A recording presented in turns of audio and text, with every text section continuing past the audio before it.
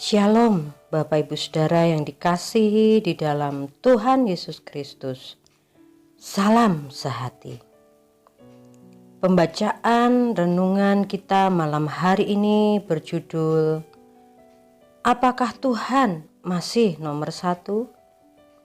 Ayat nats kita terambil dari Yeremia 4 ayat 22. Demikian bunyi firman Tuhan. Sungguh bodohlah umat-umatku itu. Mereka tidak mengenal aku. Mereka adalah anak-anak tolol dan tidak mempunyai pengertian. Mereka pintar untuk berbuat jahat, tetapi untuk berbuat baik mereka tidak tahu.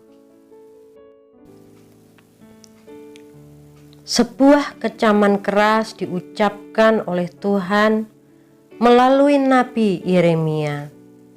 Tuhan menyatakan bahwa umatnya sebagai anak-anak yang bodoh karena tidak mengenal Tuhan mereka.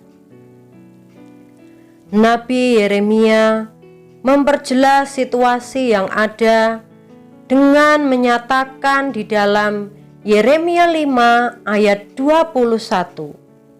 Demikian firman Tuhan. Dengarkanlah ini, hai bangsa yang tolol dan yang tidak mempunyai pikiran, yang mempunyai mata tetapi tidak melihat, yang mempunyai telinga tetapi tidak mendengar.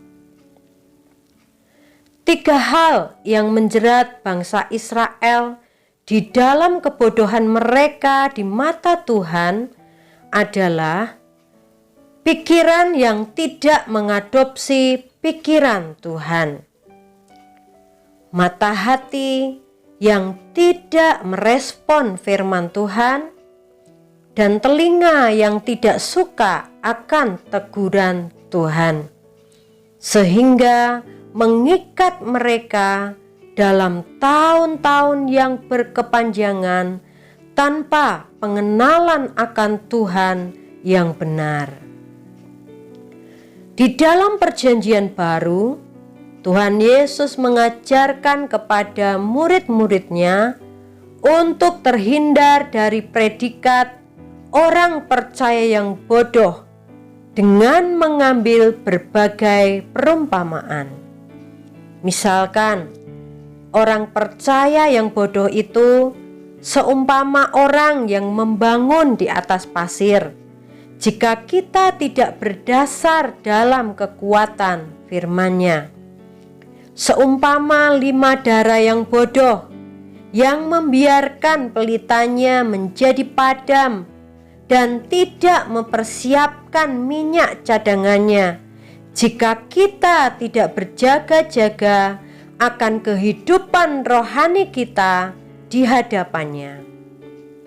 Seumpama orang yang kaya, yang bodoh, salah memprioritaskan nilai kehidupannya. Jika kita hanya sibuk mengejar kesuksesan material. Terakhir, Tuhan Yesus memberikan contoh yang nyata tentang 2 muridnya yang sedang berjalan ke Emmaus. Firman Tuhan berkata tentang mereka bahwa ada sesuatu yang menghalangi mata mereka sehingga mereka tidak dapat mengenal Dia. Setiap dosa, pelanggaran, dan ketidakpercayaan menjadi tembok yang menghalangi pengenalan kita akan Tuhan. Bangsa Israel dibawa keluar dari Mesir dengan tangan Tuhan yang kuat dan masuk ke dalam tanah perjanjian.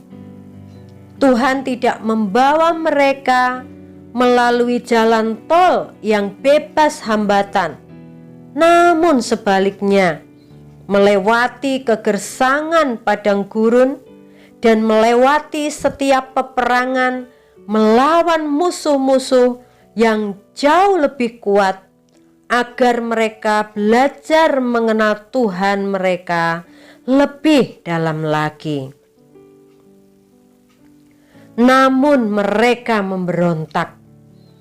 Kita pun sering bersikap sama seperti bangsa Israel tersebut. Kita hanya mau menikmati kebersamaan dengan Tuhan di saat-saat yang manis. Namun, bagaimana di saat-saat yang sulit? Kebanyakan orang Kristen tidak mau dididik oleh Tuhan dengan melalui padang gurun yang tandus dan penuh tantangan. Mereka tidak mau capek di dalam mengiring Tuhan. Mereka ingin di jalan mereka terbentang karpet merah yang bertabur bunga. Mereka tidak mau otot-otot rohani mereka dilatih oleh Tuhan. Apakah Tuhan masih tetap menjadi nomor satu di dalam kehidupan kita?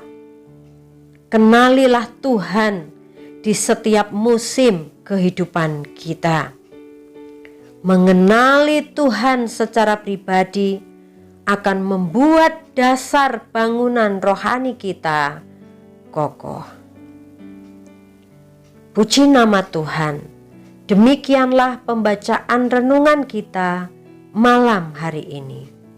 Mari kita berdoa.